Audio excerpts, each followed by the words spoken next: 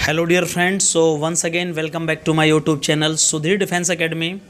मैं आप सभी के सामने फिर से लेकर हाजिर हूँ एक बहुत ही बेहतरीन वीडियो। जैसा कि मैंने आप सभी को पता है, हम लोग पर डे एक प्रैक्टिस पेपर कर रहे हैं एयरफोर्स, नेवी और कोस्ट गार्ड के लिए इंग्लिश का।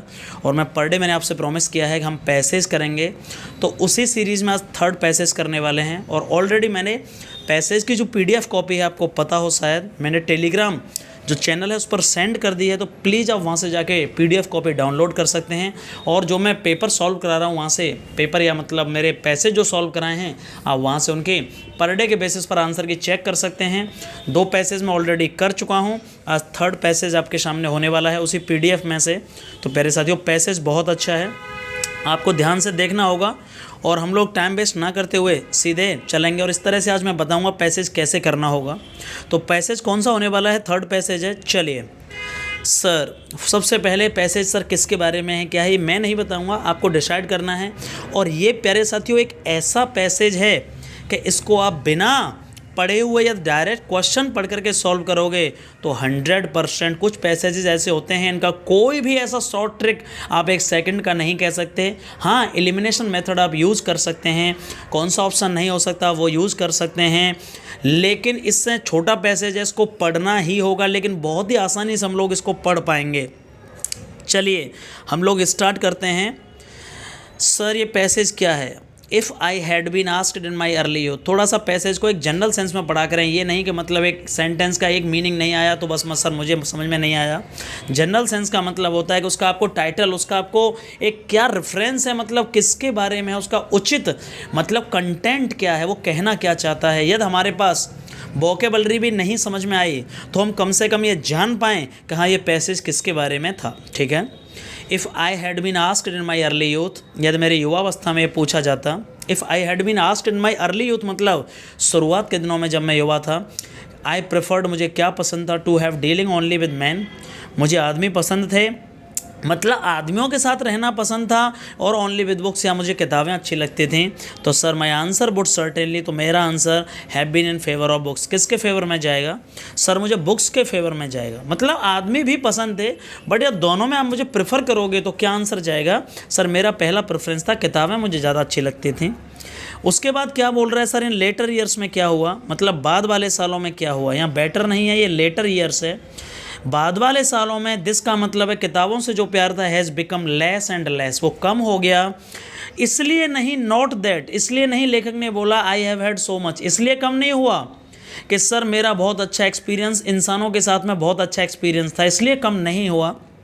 बुक्स के साथ में ऑन द कॉन्ट्रेरी, लेकिन सर ठीक इसके बजाय, इसके ठीक उल्टा, अपोजिट, जो डिलाइटेड फॉर बुक्स हैं सर, जो अच्छी किताबें हैं, इवन नाउ कम माई वे, वो अभी भी मेरे रास्ते में आती हैं। मतलब इसका है कि अभी भी मैं किताबें पढ़ना पसंद करता हूँ, लेकिन देन मोर, बजाय इंसानों के, प्योरली डिलाइटेड फॉर मैन, अभी भी अच्छे इंसानों के बजाय पहले मैं किताबें ही पढ़ना पसंद करता हूँ। लेकिन ऐसा क्यों हुआ?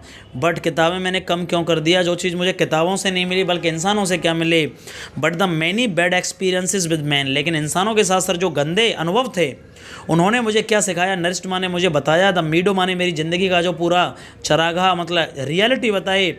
As the noblest book could not do, एक अच्छी से अच्छी किताब जो मुझे नहीं बता सकते थे, वो क्या बताई? इंसानों ने, और इंसानों के एक्सपीरियंस से मिले।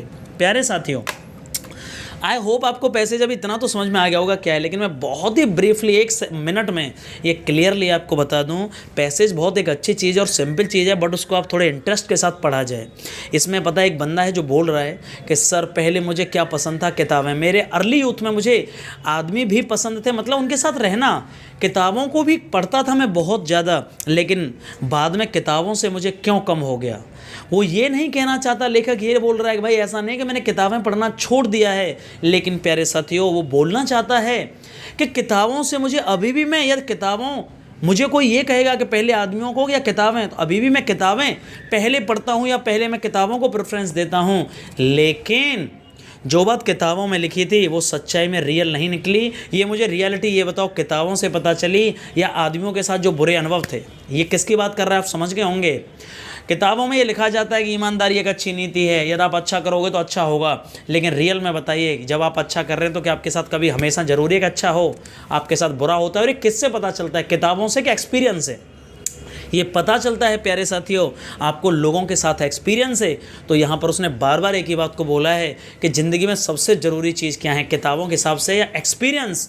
एक्सपीरियंस इज़ द मास्टर, मतलब जो की है, जो रोल प्ले करता है ज़िंदगी में, उससे हमें सब कुछ सीखने को मिलता है।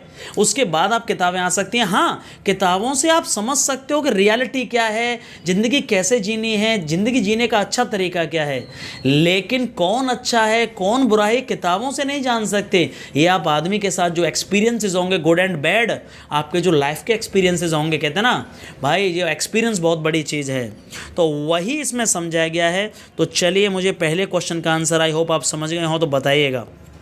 पहला क्वेश्चन क्या है? ऑथर ये बोलता है कि सर इन लेटर ईयर्स, बाद वाले सालों में किताबों से उसका जो प्यार था वो कम हो गया, ऐसा लेखक ने क्यों बोला? The author says that in later years his love of books diminished. कम होगा क्यों, मतलब किताबों से प्यार कम क्यों हो गया? तो प्यारे साथियों, क्योंकि वो पढ़ता नहीं है, ये ऑप्शन नहीं है, वो अभी भी पढ़ता है। ही हैज़ बेटर एक्सपीरियंस, उसे आदमियों से ज़्यादा अच्छा अनुभव मिला, नहीं, ऐसा भी नहीं है। सर उसने किताबों की आदत छोड़ दी, नहीं। Sir even the bad experience, जो बुरे अनुभव थे with man were more valuable, वो ज़्यादा सीखने को उनसे मिला। What the noblest book could give, एक अच्छी से अच्छी किताब जो दे सकती थी उससे ज़्यादा किस चीज़ से सीखने को मिला? सर एक्सपीरियंस से सीखने को मिला, इसलिए सर उसका किताबों से प्यार क्या हो गया, कम हो गया। तो सही आंसर क्या है? पहले क्वेश्चन का सही आंसर है डी इज़ द, पहले क्वेश्चन का सही आंसर क्या है? D is the right answer. इस क्वेश्चन का सही आंसर क्या है? सर आगे बढ़ते हैं, दूसरा क्वेश्चन क्या होने वाला है? चलिए दूसरा क्वेश्चन क्या होने वाला है प्यारे साथियों? अपने अर्ली यूथ में ऑथर को क्या था, क्या पसंद करता था author? Sir liked to have more dealing with books than with man, क्या सर आदमियों से ज़्यादा किताबें पसंद थी? या preferred to have dealing only with books, मतलब अपने युवावस्था में लेखक बोल रहा है कि उसे क्या था, उसे इंसानों के साथ रहना भी पसंद था, उसे बुक्स में भी पसंद था, लेकिन आंसर क्या होगा सर? आदमियों से बजाय बुक्स के नहीं होगा। हाँ ये क्लियर है कि सर इंसान और बुक्स से दोनों से था, लेकिन more dealing with man than with books, answer सही क्या होगा sir? Liked to have more dealing with books than with, sir किताबों से ज़्यादा लगाव था बजाय इंसानों के साथ, ठीक है ना? तो सही आंसर क्या है? दूसरे क्वेश्चन का सही आंसर क्या होने वाला है? A is the right answer. Clear हुआ? आगे बढ़ते हैं, तीसरा क्वेश्चन क्या है? Sir which one of the following statement best reflects the main arguments of passage. इस पैसेज की मुख्य शीर्षक क्या है, मतलब सर ये जो पैसेज है इसका मुख्य जो आर्ग्यूमेंट मतलब तर्क है वो किस कथन को निरूपित करेगा? मतलब सर बुक्स हमेशा आदमियों से अच्छी होती हैं, ऐसा नहीं कहा गया है।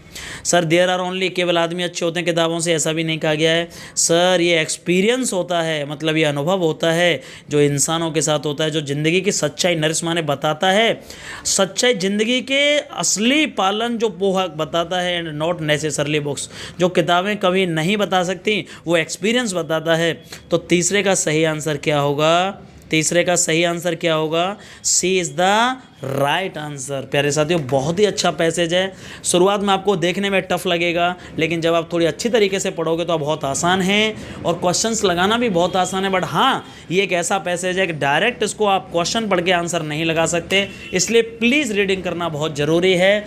और जब आपके रीडिंग स्किल्स स्ट्रांग हो जाएंगे तो प्यारे साथियों practice makes a man perfect, इंसान प्रैक्टिस से ही परफेक्ट बनेगा। एक दिन में कोई भी सिकंदर नहीं बना है, आप किसी को भी देख लीजिएगा। तो पर डे हम लोग इस सीरीज को कंटिन्यूअस करेंगे, मतलब कंटिन्यू करेंगे, और सर कंसिस्टेंटली ये सीरीज चलती रहेगी। मॉक टेस्ट और क्या कहते हैं सर पैसेज की कॉम्प्रीहेंशन की, लेकिन आपका साथ मुझे चाहिए। और बहुत ही जल्दी मैं आपके लिए पर डे वोकेबलरी सीरीज भी लेके आने वाला हूं, जो स्पेशली जो अपकमिंग वैकेंसीज हैं लाइक एयरफोर्स, नेवी और सर एनडीए और सर कोस्ट गार्ड, इनके लिए बहुत ही बेहतरीन वोकेब साबित होने वाली है। तो चलिए थैंक यू सो मच, इस वीडियो को यहीं फिनिश करते हैं। Love you all guys, thanks a lot for your eternal love and support. Thank you so much, love you all, bye bye. Sir मेरा सिलेक्शन सिर्फ आपकी वजह से हुआ है।